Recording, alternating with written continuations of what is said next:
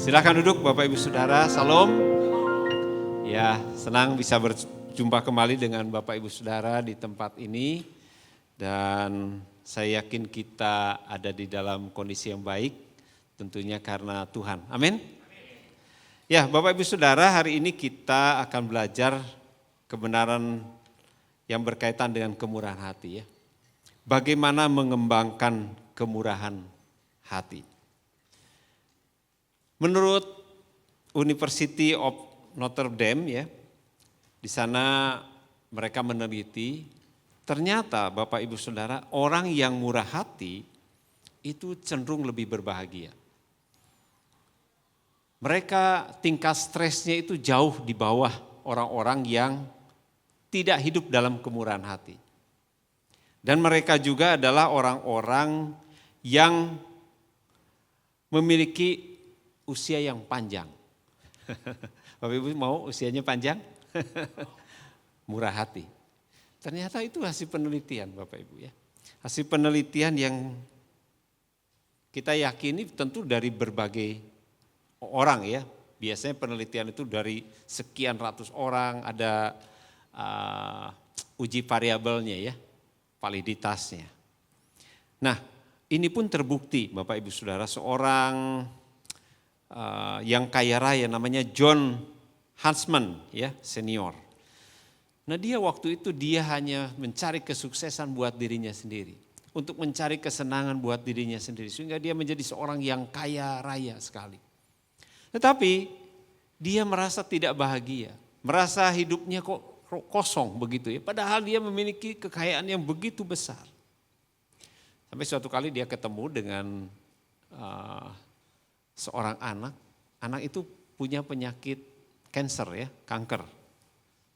Dan ketika itu dia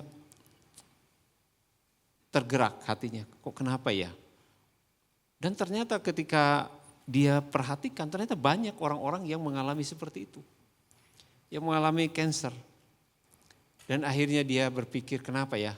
Kok saya tidak memberikan sebagian uang saya untuk membangun rumah sakit kanker. Akhirnya dia membangun, dia menghabiskan sekian juta dolar ya. Dan akhirnya terbangunlah.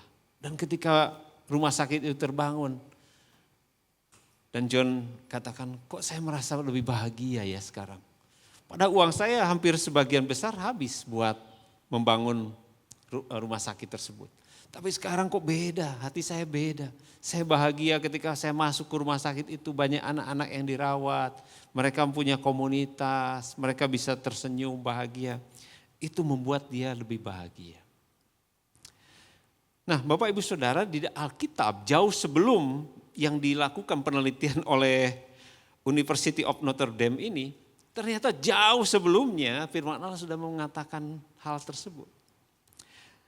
Kemurahan hati itu menurut Amsal 11 ayat 17, ternyata orang yang murah hati berbuat baik kepada dirinya sendiri.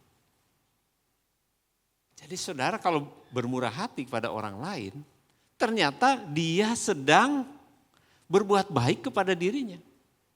Oh kenapa ya bisa seperti itu ya? Itu firman Tuhan, luar biasa. Dan memang Bapak Ibu Saudara, kalau kita lihat ya secara psikologis tadi ya, dia lebih memiliki kepuasan batin. Dia lebih bersuka cita ketika dia memberi. Dia lebih memiliki damai sejahtera. Ada kedamaian, ada kebahagiaan dalam hidupnya. Dia sudah terlepas dari sikap keserakahan hanya untuk dirinya sendiri. Coba Bapak Ibu Saudara.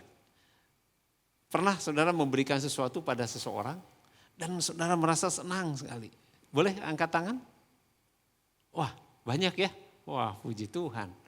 Saudara sudah merasakan itu. Kalau saudara bisa memberi sesuatu kepada orang lain, kita merasa puas, merasa sukacita. Kemudian juga dari segi relasi Bapak Ibu. Orang yang murah hati disenangi banyak orang. Coba. Saudara akan tahu, saudara akan disenangi kalau saudara banyak melakukan murah hati. Orang akan dekat dengan saudara. Mereka akan respect sama saudara. Mereka akan menjadi sahabat saudara. Bahkan mungkin saudara lagi kesulitan, mereka akan bantu saudara dengan senang hati. Karena kenapa? Karena kita sudah melakukan kemurahan hati. Ya bukan berarti kalau kita murah hati pingin seperti itu, enggak aja. Pokoknya kita murah hati lah, pasti akan disukai banyak orang. Itu dari segi relasi. Kemudian juga dari segi spiritual. Karena kita melakukan firman Tuhan. Tuhan ingin kita memberi, maka dia akan diberi. Berarti Tuhan senang dengan orang-orang yang suka memberi. Dia mengasihi orang yang suka memberi. Jadi secara spiritualitas juga kita merasa senang. Aduh, senangnya bisa melakukan firman Tuhan. Dan tentu secara fisik tadi sudah dari hasil penelitian menyatakan jelas. Hasil penelitian itu orang itu panjang umur. Orang itu tingkat stresnya lebih rendah. Jadi saudara kalau stres mungkin salah satunya saudara kurang memperhatikan orang lain, kurang memberi. Kurang memperhatikan orang lain. Coba sekarang belajar ya untuk itu. Nah, Tuhan Yesus pernah berkata, hendaklah kamu murah hati sama seperti Bapamu adalah murah hati. Jadi keinginan Tuhan untuk kita murah hati itu. Kenapa? Karena Tuhan memberikan contoh teladan. Coba kita lihat di Yohanes 3 ayat 16. Allah begitu besar kasihnya kepada manusia. Sehingga ia menyerahkan, mengaruniakan anaknya yang tunggal. Supaya setiap orang yang percaya kepadanya tidak binasa. Allah sendiri memberikan contoh kepada manusia, kepada kita ya, anak-anaknya. Supaya kita memiliki sikap yang memberi. Kalau kita lihat Tuhan Yesus ketika di dalam dunia ini pun sama. Dia yang kaya menjadi miskin. Kalau Bapak Ibu teliti Alkitab ya, Yesus itu senang di sana. Dia itu bukan hanya baru ada di dunia ini ketika lahir, dia sudah ada dari kekekalan. Dan malaikat melayani dia. Allah sangat mengasihi dia. Ini berkaitan dengan Allah Tritunggal ya, Bapak Ibu nanti ikut super tanggal berapa ya, akhir Februari kalau nggak salah. Ikut super ya, nanti mungkin Pak Rubin atau Pak Joko. Nah itu akan Bapak Ibu mengerti bagaimana Allah yang 3 pribadi tapi satu, hakikatnya Esa satu, itu di dalam kekekalan itu saling mengasihi. Dan itu terbukti, dia nyatakan juga kepada kita manusia. Hendaklah kamu murah hati sama seperti Bapamu murah hati. Mau Bapak Ibu? Kalau enggak murah hati, anak siapa kalau gitu? Bapak kita murah hati. Oleh sebab itu Tuhan juga ingin kita murah hati. Nah, ini pondasi ya, pondasi spiritualitas. Kenapa kita melakukan sikap murah hati? Kenapa kita melakukan itu? Nah, ini ada beberapa pondasi yang kita harus ketahui. Jadi yang pertama supaya kita itu memiliki pondasi yang kuat secara spiritual untuk melakukan kemurahan hati. Yang pertama sadari bahwa semua itu karena kemurahan Allah. Sadari bahwa semua yang kita miliki itu adalah milik Tuhan. Dia adalah owner, kita itu hanya pengelolanya saja. Mazmur 24 ayat 1 berkata, Tuhanlah yang mempunyai bumi serta segala isinya, dan dunia serta yang diam di dalamnya. Jadi seluruh yang ada di dunia ini adalah milik Tuhan. Serta segala isinya. Isinya berarti saudara-saudara ya. Saya. Berarti yang ada di saya milik siapa? Milik Tuhan. Dunia dan segala isinya. Bumi serta segala isinya. Dunia serta yang diam di dalamnya. Jadi semuanya adalah milik Tuhan. Kemudian saudara dengan sombong begitu ya. Enggak, memang dari kecil saya enggak punya apa-apa. Tapi saya kerja keras. Wah, dari muda sampai sekarang saya kerja keras. Coba ini firman Tuhan nih, di dalam Ulangan 8 ayat 18. Coba kita buka, kita baca sama-sama ya. Ulangan 8 ayat 18. Oke, kalau sudah, kita baca sama-sama. 2, 3. Tetapi haruslah engkau ingat kepada Tuhan Allahmu, sebab dialah yang memberikan kepadamu kekuatan untuk memperoleh kekayaan, dengan maksud meneguhkan perjanjian yang diikrarkannya dengan sumpah kepada nenek moyangmu, seperti sekarang ini. Coba Bapak Ibu Saudara, siapa yang memberikan kekuatan? Saudara bisa bekerja, bisa berkeringat, saudara bisa berhasil dalam usaha. Itu Tuhan yang memberi kekuatan. Saya suka bayangin ya, saya kadang-kadang kalau di STT lagi nulis, aduh mata aja tahu-tahu nggak bisa lihat, nggak bisa apa-apa tuh. Kalau kita kerja kemudian kita nggak bisa jalan lagi, nggak bisa tuh kalau Tuhan nggak Tuhan kasih kekuatan. Jadi Bapak Ibu Saudara semua itu ternyata memang dari Tuhan. Termasuk ketika kita bisa memperoleh penghasilan, kita bisa bekerja, itu semuanya daripada Tuhan. Dan Yesus juga mengingatkan kita bahwa hidup kita tidak tergantung daripada kekayaan itu. Coba Bapak Ibu Saudara, kira-kira harta bisa memberi kebahagiaan enggak? Mungkin ada yang bilang bisa beli rumah, bisa beli ini ya, makanan yang enak-enak, bisa beli mobil yang mewah. Tapi itu sementara Bapak Ibu. Saya beberapa kali search ya, itu orang-orang yang kaya raya. Mereka tidak bahagia sekali. Mereka hidup akhirnya bunuh diri. Mereka memiliki kekuasaan yang besar, akhirnya mereka bunuh diri. Jadi ternyata kekayaan itu tidak bisa memberi kebahagiaan. Coba ada enggak yang bisa membeli keselamatan? Ada yang bisa memberi keselamatan? Dengan uang kita bisa masuk surga? Enggak ada. Saudara tidak akan bisa masuk ke dalam surga hanya karena melalui Yesus. Harta tidak bisa menyelamatkan. Saudara punya isi dunia ini aja nggak bisa menyelamatkan saudara. Tuhan Yesus sampai katakan, apa gunanya kamu memperoleh isi dunia ini, tapi nyawamu binasa. Berarti jiwa seseorang lebih besar dari kekayaan dunia ini. Nah Bapak Ibu Saudara, luar biasa, lihat. Jadi harta juga bisa kehilangan sewaktu-waktu. Saudara hebat, punya kekayaan yang besar. Kalau Tuhan izinkan bisa hilang dalam sesaat. Jadi ternyata kita tidak bisa bergantung kepada kekayaan kita. Yesus pernah menyampaikan perumpamaan kepada orang yang bodoh ya. Orang kaya yang bodoh. Pada malam ini juga jiwamu akan diambil daripadamu. Wah udah habis, sudah. Enggak ada lagi yang bisa kita harapkan. Nah sebab itu Tuhan Yesus katakan jangan kamu mengumpulkan harta di bumi. Tapi kumpulkanlah harta di surga.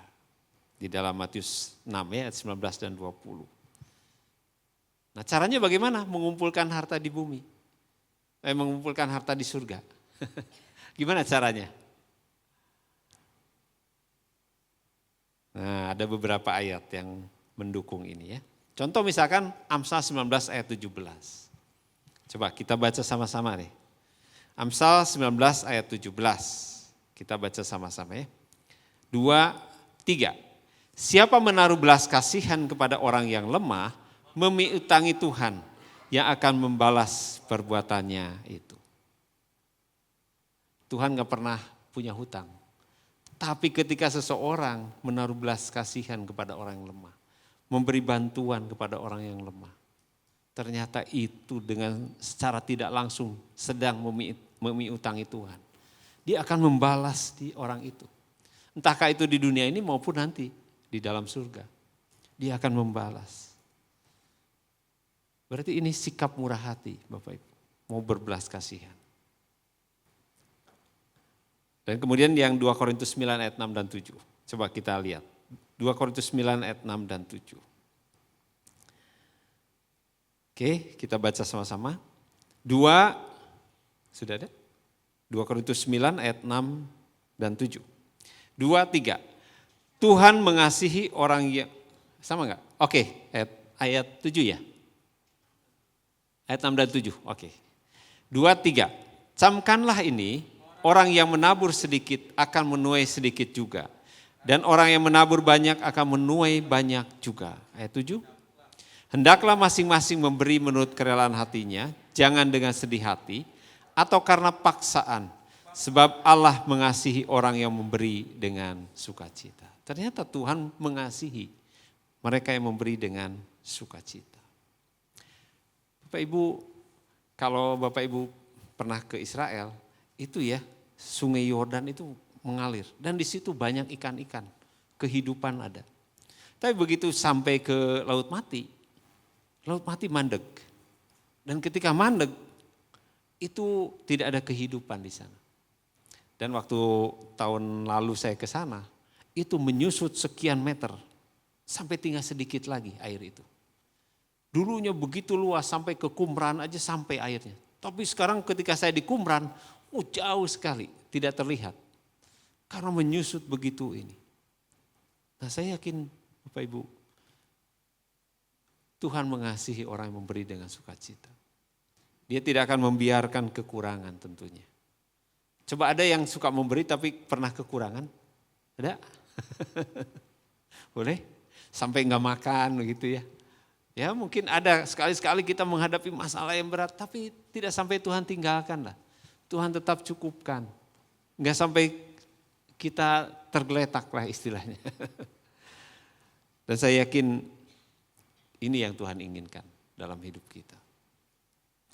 Nah kemudian yang berikutnya dikatakan di sini mengembangkan rasa syukur. Jadi kita harus mengembangkan rasa syukur. Yang tadi kita menyadari bahwa semua adalah dari Tuhan. Semua karena kemurahan hati Tuhan. Yang kedua kita mengembangkan rasa syukur. Tahukah saudara bahwa orang yang seringkali bersyukur memiliki kesehatan jantung yang baik. Ini juga hasil penelitian medis Bapak Ibu. Ternyata orang yang selalu bersyukur jantungnya kuat. Jantungnya enggak gampang berhenti Bapak Ibu.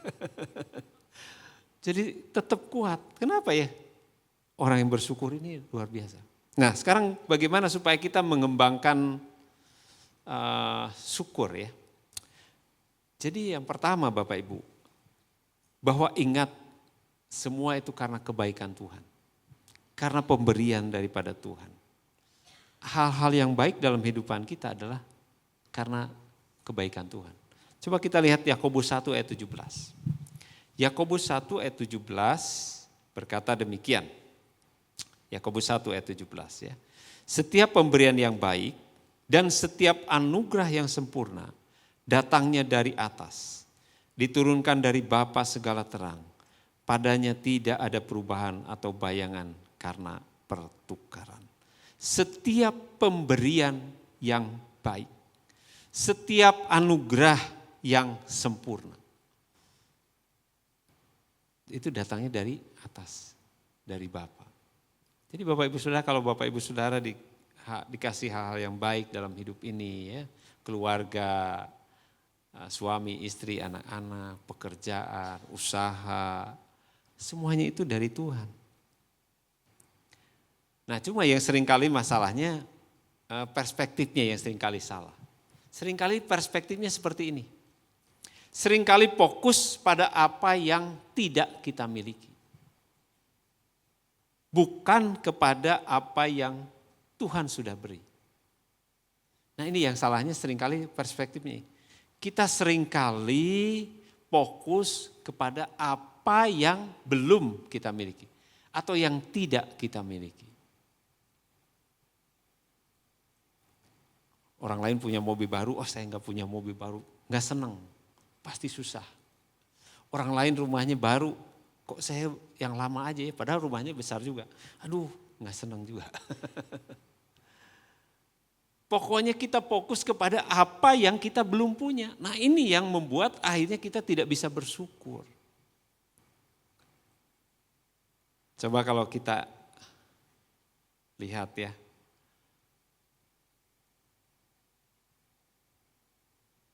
Kekurangan orang lain. Kita lihat. Oh saya punya ini kok orang lain gak punya. Mungkin kita akan bisa lebih bersyukur.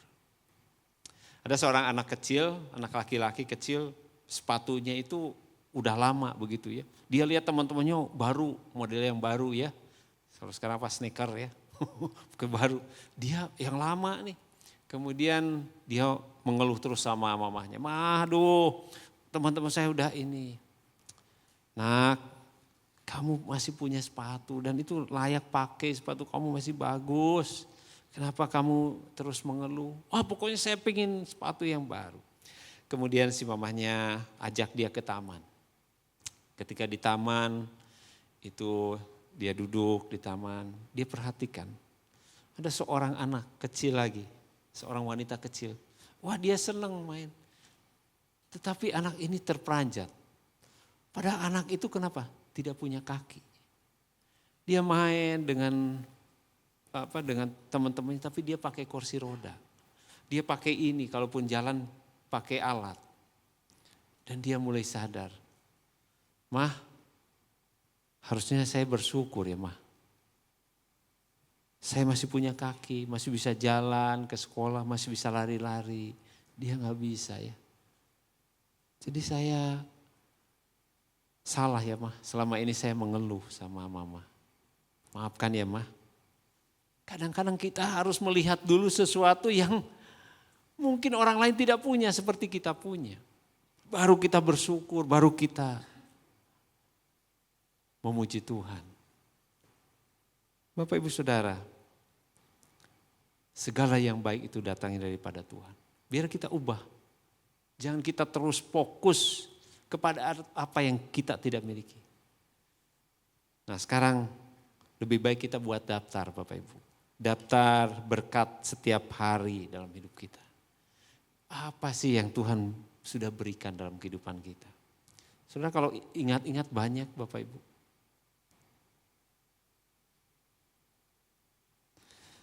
Berkat Tuhan mari hitunglah. Kau kan kagum oleh kasih-Nya. Berkat Tuhan mari hitunglah. Kau niscaya kagum oleh kasih-Nya. Kalau kita terus menghitung berkat Tuhan, gak habis-habisnya Bapak Ibu.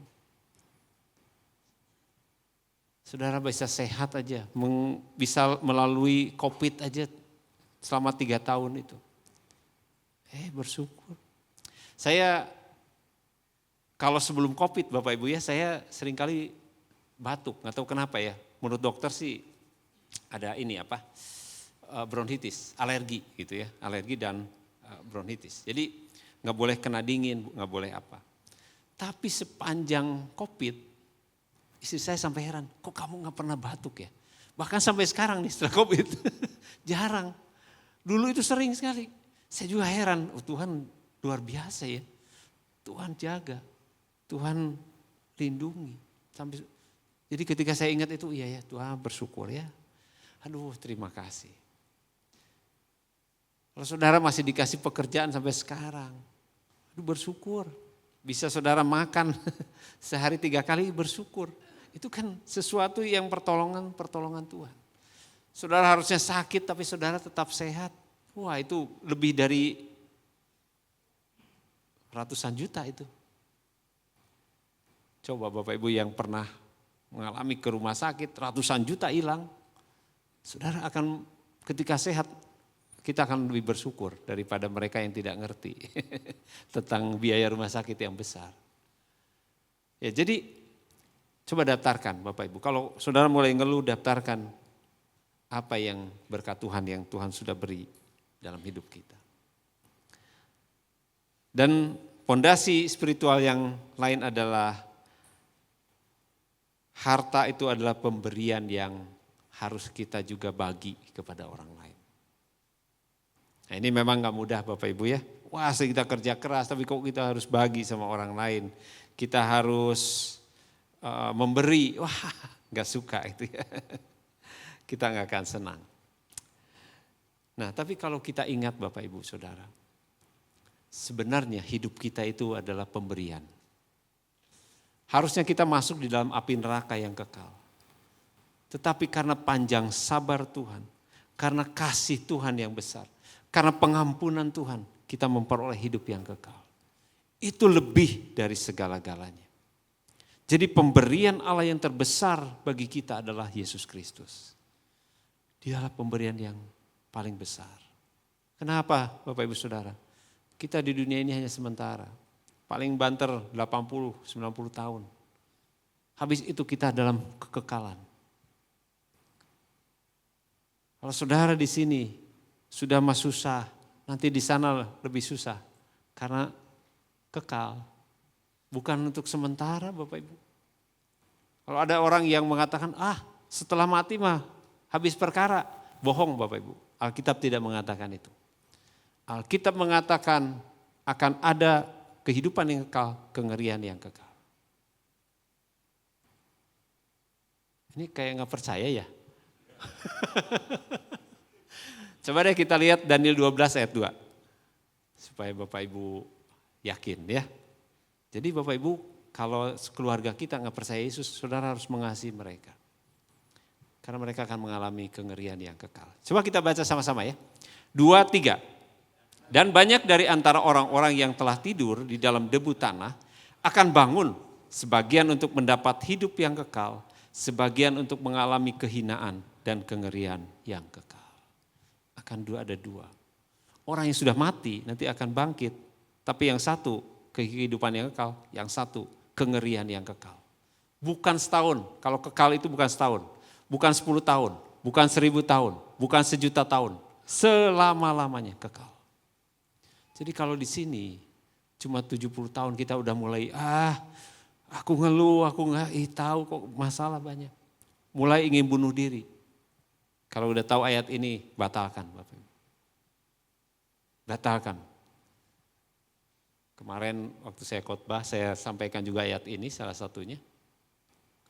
Terus terang saya itu ingin bunuh diri katanya. Tapi begitu dengar ayat ini saya narik diri. Wah puji Tuhan sebenarnya. Karena ini adalah kebenaran. Dan kalau firman Tuhan pasti digenapi Bapak Ibu. Nah, jadi Bapak Ibu Saudara bahwa kita ini karena kasih karunia. Karya Tuhan yang paling besar adalah pemberian Tuhan yang paling besar adalah Yesus Kristus. Bahkan ketika kita masih berdosa dia sudah memberikan nyawanya buat kita. Luar biasa ya. Nah kalau kita menyadari ini maka kita akan mengubah sikap hati kita. Kita tidak akan egois lagi dengan diri kita. Yang penting saya selamat, yang penting saya hidup makmur. Tidak peduli dengan orang lain. Kita sulit mengampuni.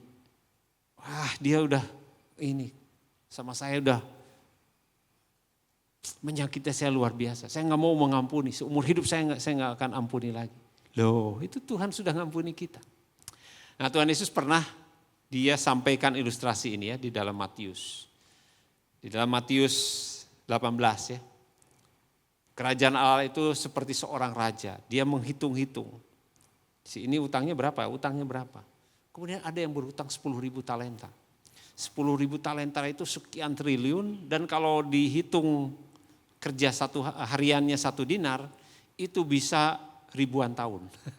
Jadi berarti nggak mungkin lunas. Meskipun dia nyicil kerja keras tiap hari juga nggak mungkin. Kemudian si raja ini berbelas kasihan. Karena si orang ini, Tuhan tolonglah saya mau bayar, saya berusaha. Tadinya mau anak istrinya juga dijual. Akhirnya si raja ini berbelas kasihan, ya udahlah aku lunaskan ya 10.000 talenta ini. Udah kamu lunas. Ketika dia pulang, dia senang sekali. Tapi ketika dia pulang, dia ketemu dengan orang yang punya hutang sama dia 100 dinar. Kalau 100 dinar itu hanya 3 bulan lah, 3 bulan lunas. Kalau tiap hari dicicil.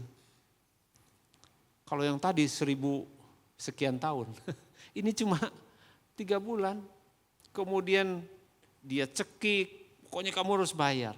Kemudian dia pun sama, si orang ini sujud juga di hadapan dia seperti dia kepada raja itu.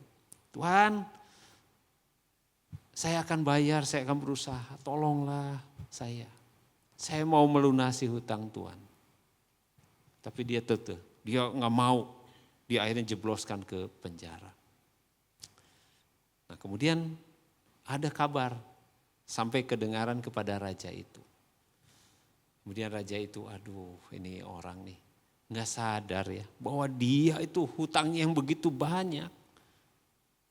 Dia sudah aku lunasi. Dan akhirnya orang ini dijebloskan juga ke dalam penjara. Nah Tuhan memberi perumpamaan ini agar apa? Coba kita lihat di ayat 35. Matius 18 ayat 35 berkata demikian. Coba ya kita baca sama-sama ya. Matius 18 ayat 35. 2, 3. Maka Bapakku yang di surga akan berbuat demikian juga terhadap kamu apabila kamu masing-masing tidak mengampuni saudaramu dengan segenap hatimu. Coba. Kalau kita tidak mengampuni sama seperti yang 10.000 talenta tadi. Kita pun akan diperlakukan sama. Kamu gak sadar. Kamu sebenarnya tidak sungguh-sungguh bertobat. Kamu tidak sungguh-sungguh menyadari bahwa kamu sudah diampuni oleh aku. Kalau kamu sadar kamu sudah diampuni, kamu pun akan mengampuni orang lain. Nah Bapak Ibu Saudara, ini adalah satu kebenaran yang harus kita ambil. Ini pun sikap murah hati itu, bukan hanya berkaitan dengan uang, tapi sikap hati kita terhadap orang lain. Nah kalau kita membangun pondasi dengan 3 hal ini ya, tadi ya, menyadari bahwa semua itu karena kemurahan Tuhan. Semua adalah milik Tuhan yang Tuhan beri. Kita mengembangkan rasa syukur. Kita mencatat semua pemberian Tuhan. Kemudian harta itu adalah pemberian yang harus kita juga bagikan kepada orang lain. Kalau dasar kita kuat ini, Bapak Ibu, kita akan lebih mudah ketika kita bermurah hati pada orang lain. Amin. Saudara menyadari 3 hal ini? Bahwa hidup saudara adalah pemberian Tuhan. Hartamu adalah pemberian Tuhan. Semua karena kekuatan daripada Tuhan saudara bisa bekerja, berusaha. Amin. Kalau kita menyadari ini, maka kita akan dengan mudah bisa bermurah hati pada orang-orang sekitar. Nah Bapak Ibu Saudara, coba kita melatih kepekaan ya. Melatih kepekaan itu ada 3 hal. Kadang-kadang kadang ada orang kan datang sama kita mendengar pergumulan. Kita harus peka Bapak Ibu. Peka, mungkin kita harus berdoa ya. Tuhan ini orang ini benar gak ini harus dibantu. Dan kalau memang Tuhan menyuruh kita bantu. Kita biasanya lebih peka Bapak Ibu. Terhadap orang-orang yang kesulitan. Dan orang biasanya senang kalau kita dengarkan ya. Mendengar apa menjadi masalah dia. Kembangkan empati kita. Jadi jadikan diri kita itu seperti dia. Kalau kita jadi dia gimana?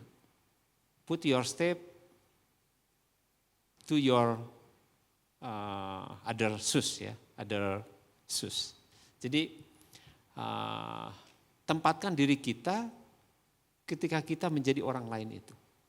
Nah Bapak Ibu, ini keahlian empati ini biasanya harus berkembang terus ketika kita melatih. Ketika Bapak Ibu Saudara banyak mengalami hal-hal seperti itu, ketika orang lain mengalami, iya ya, kalau saya seperti dia tentu akan sedih sekali. Kalau saya seperti dia mungkin sangat kecewa, frustasi. Nah ini, tempatkan itu. Sehingga kita akan, iya ya, dia perlu pertolongan, dia perlu dukungan saya. Nah itu ya, kemudian berbuat baik, aktif mencari kesempatan untuk berbuat baik. Itu firman Tuhan loh. Coba kita lihat Galatia 6 ayat 10. Ya, Galatia 6 ayat 10.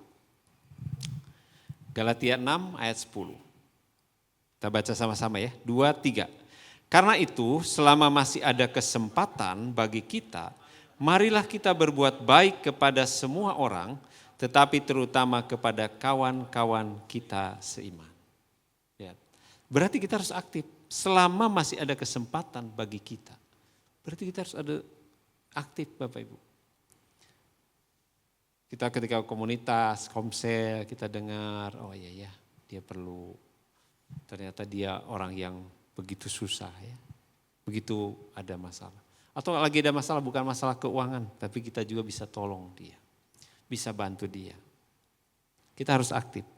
Nah, praktek kemurahan hati itu dari hal-hal yang kecil Bapak Ibu. Jangan pengen yang besar, hal-hal yang kecil aja. Dalam keseharian kita. Mulai kita berbagi apa? Waktu, tenaga, atau bisa juga materi. Atau juga melakukan sesuatu tapi kita harus punya prinsip, nggak usah ada balasan. Tanpa pamrih. Memang kita ingin memberi buat dia dan tidak perlu ada balasan apa-apa. Tidak perlu mengharapkan balasan dari orang tersebut. Nah ini prakteknya yang ini ya dalam keseharian kita biasanya kita bisa praktekkan. Biasanya ya Bapak Ibu Saudara, bisa nggak kita bisa membantu tanpa diminta. Orang-orang yang lagi susah ya, di jalan misalkan lagi kepayahan bawa barang, boleh nggak kita bawain begitu? Ayo bawain. Atau saudara misalkan di tengah perjalanan tahu-tahu, ini ada mobil mogok nih, saudara ke pinggir dulu. Jangan di tengah jalan dibiarin ya, saudara turun nanti dibawa sama orang mobilnya. Turun dulu, bantu. Itu hal-hal yang kecil Bapak Ibu Saudara. Kadang-kadang dorongan, ada orang yang lagi susah, saudara hanya tepuk-tepuk aja. Yang kuat ya, aku doain kamu ya. Aku dukung kamu. Itu adalah sesuatu yang membuat dia lebih kuat. Atau misalkan apa ya, memberikan pujian. Ayo kamu bisa nih, kamu sebenarnya pintar, cuma kamu kurang belajar, ayo belajar. Ini dorongan-dorongan seperti itu bisa ini. Kalau istri ke suami, ayo kamu mas bisa. Atau kok kamu bisa, kamu ini pintar. Jangan suami diejek terus ya. Kamu ini bodoh, wah dia makin stres. Makin down ya, sayang ya kasihan. Nah itu juga salah satu kemurahan hati Bapak Ibu. Ketika Bapak Ibu melakukan itu. Saudara kalau mau beri tempat duduk kepada orang yang tua, kalau di angkutan umum, kereta itu ya. Ini saudara bisa lakukan itu. Itu kan hal-hal yang kecil ya. Kalau di rumah ya, istri lagi sibuk ya. Ya kadang-kadang saya bantu juga istri, cuma kalau kayak masak nggak bisa saya bantu. Saya bantu sebisanya ya, bantu. Tapi dia merasa senang dan merasa, oh ya diringankan lah. Coba kalau saudara lihat istri ini, saudara diem-diem aja baca koran atau lihat TV, lihat bola. Istri ini, wah dia sambil cemberut tuh pasti. Ya nggak? Tapi kalau saudara bantu ya, nah, itu ini sekali ya, akan menolong sekali. Kemudian juga dalam relasi sosial ya. Saudara bisa mengunjungi orang yang sakit, orang yang baru kedukaan. Saudara bisa kunjungi, memberi penghiburan ya. Atau saudara seringkali makan kan di restoran ya. Makan di restoran, wah belatakin di meja nih, makan saudara sekeluarga nih. Habis itu pulang aja. Kira-kira ingat gak saudara ke pelayannya? Kasih tip lah. Gak berapa, wah dia senang sekali. Pasti senang. Jadi kalau istri saya kalau makan selalu ada uang berapa? Masukin. Itu senang ya buat mereka. Hal-hal seperti itu kan menunjukkan kemurahan hati Bapak Ibu. Hal-hal yang kecil tapi itu justru kita membuat kita lebih sukacita, lebih bahagia ya. Kemudian juga menjadi pendamai Bapak Ibu ya. Jangan sampai ada yang ribut, saudara senang, wah senang. Jangan, justru sudah menjadi pendamai. Kalau ada yang salah kepada saudara, beri kesempatan kedua Bapak Ibu. Beri kesempatan, ayo ya udahlah aku maafin kamu ya. Tapi kamu jangan ulangi lagi ya. Ayo kamu bisa melakukannya. Jadi pengampunan, ada pengampunan, mengampuni. Sudah kesempatan kedua melakukan lagi, beri kesempatan ketiga. Terus ada pengampunan. Sampai Petrus nanya kepada Tuhan, Tuhan kira-kira berapa kali ya aku harus mengampuni orang yang bersalah kepada aku? 7 kali Tuhan? Kenapa 7 kali? Karena zaman itu 7 kali itu angka yang sudah mentok, sempurna.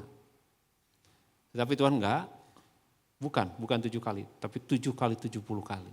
Berarti sebenarnya selama hidup kita harus mengampuni orang lain. Nah ini ya, dalam hal keuangan misalkan saudara bisa membeli makanan. Saya dengar dari Pak Jo, suka ada ya di sini hari Selasa ya Pak Jo. Bagi-bagi ya, dari Pak Denny juga ya, dengar waktu itu suka bagi-bagi. Saya pikir itu hal yang baik yang dilakukan. Ada orang-orang yang membutuhkan. Atau saudara ke rumah makan, saudara ingat seseorang, saudara belikan. Ini ada makanan nih, saya pas dari rumah makan Padang. Wah itu seneng Bapak Ibu. Kita ingat seseorang, bisa ini. Ya. Kemudian juga kalau saudara nih, sekarang banyak kan Gojek kan, pakai Gojek. Pernah gak saudara lebihin gak? Saudara lebihin Bapak Ibu. Buat mereka, wah mereka senang. Lebihin juga 5.000, 3.000, 5.000, itu mereka udah senang. Itu sikap kemurahan hati yang terus kita kembangkan. Dalam hal-hal kecil, nanti kita akan terus Tuhan berikan hal-hal yang besar. Ya. Kemudian juga pendidikan. Nah di kita itu ada namanya otak Bapak Ibu, orang tua asuh. Saya lihat karena istri saya sebagai bendahara, jadi saya tahu, oh ini orang ini nggak mampu buat sekolah anaknya aja SD 250.000 sebulan nggak mampu. Kita koordinir dengan beberapa teman, oh ada yang mau ngasih 1 juta, ada yang 750, ada yang 250, wah seneng sekali. Dan itu tiap bulan kita lakukan dan itu bisa kita membiayai sekian orang. Terakhir ada berapa? 18 orang ya. Dan itu banyak lagi yang daftar, tapi kita donaturnya yang kecil, sedikit. Aduh ini donatur pada kemana ya, ini gereja besar ada 6.000 jemaat, tapi kok aduh kadang-kadang saya suka ya udahlah pokoknya pasti Tuhan cukupkan. Ya udah, jalan Bapak Ibu. Itu pun sudah bisa lakukan dengan uang yang cuma 250.000, 500.000. Sudah kalau makan sekali ini, tapi buat mereka itu waduh merasa senang sekali. Ya bisa dibantu dan akhirnya mereka lulus. Kita senang sekali. Kemudian juga dalam pekerjaan pelayanan ya, saudara bisa jadi mentor, pembimbing, rohani. Itu pun sebagai salah satu kemurahan hati Bapak Ibu.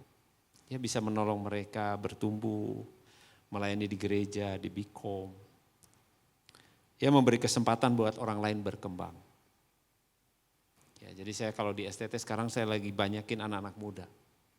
Karena saya umur sudah meningkat terus ya, saya nggak mungkin terus. Jadi saya coba semua jadi doktor, S3 semua.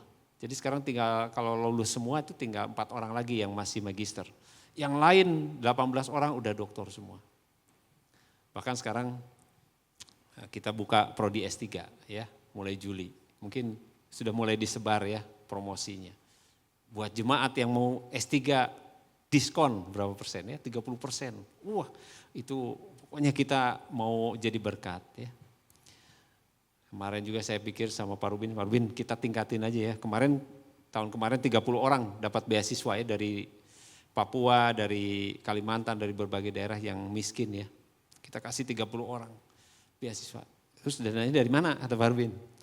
Enggak tahu nih Pak Rubin, pokoknya Tuhan cukupkan. Tapi sampai sekarang cukup aja. Ada aja Tuhan tolong. Dan luar biasa ya.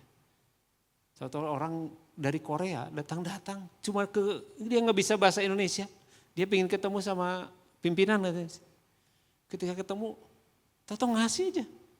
Waktu itu berapa ya, 200 juta gitu. Nggak tahu, dia nggak kenal nggak apa. Orang Korea asli. Tahu ingin memberi. Nah, kadang-kadang Tuhan tuh kasih mujizat yang kita nggak ngerti Bapak Ibu. Ketika kita mulai bermurah hati sama orang lain, Tuhan akan bermurah hati juga kepada kita. Jadi kemurahan hati itulah panggilan ya, buat orang-orang percaya, buat kita semua. Buat kita semua, biar kita bisa menjadi berkat bagi orang lain. Terakhir, di dalam 2 Korintus 8 ayat 1-3, ini terakhir ya. Terakhir. Supaya tidak terlewat. Oke, 2 Korintus 8 ayat 1 sampai 3. Coba kita lihat ya Bapak Ibu. Kita baca sama-sama. 2, 3. Saudara-saudara, kami hendak memberitahukan kepada kamu tentang kasih karunia yang dianugerahkan kepada jemaat-jemaat di Makedonia. Selagi dicobai dengan berat dalam berbagai penderitaan, sukacita mereka meluap dan meskipun mereka sangat miskin, namun mereka kaya dalam kemurahan. Aku bersaksi bahwa mereka telah memberikan menurut kemampuan mereka, bahkan melampaui kemampuan mereka. Lihat Bapak Ibu Saudara.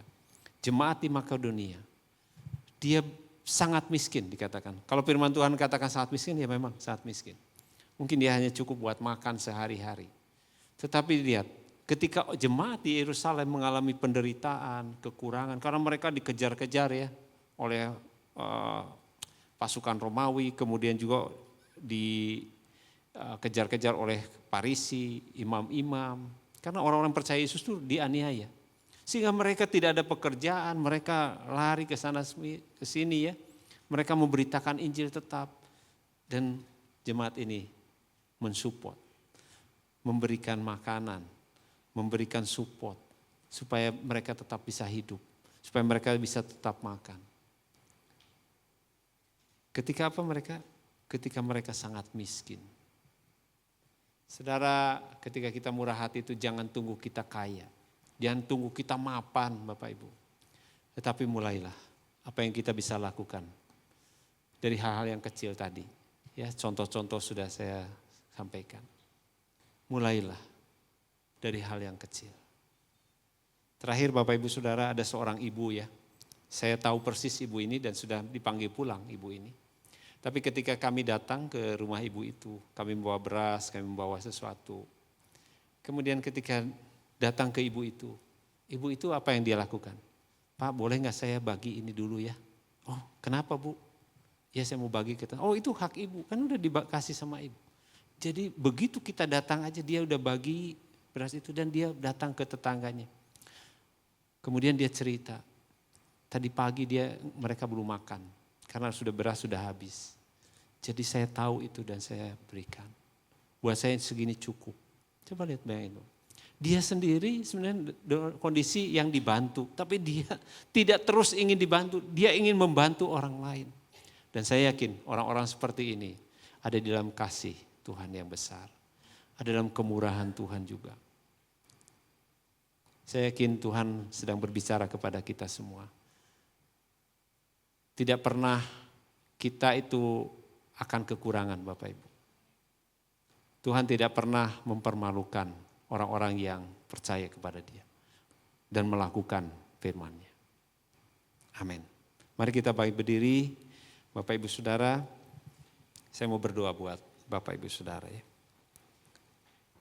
Biar hari ini menjadi pelajaran yang berharga buat kita. Supaya kita setiap hari menjadi orang yang murah hati. Menjadi orang yang melakukan seperti Bapa kita murah hati. Allah kita, Allah yang murah hati.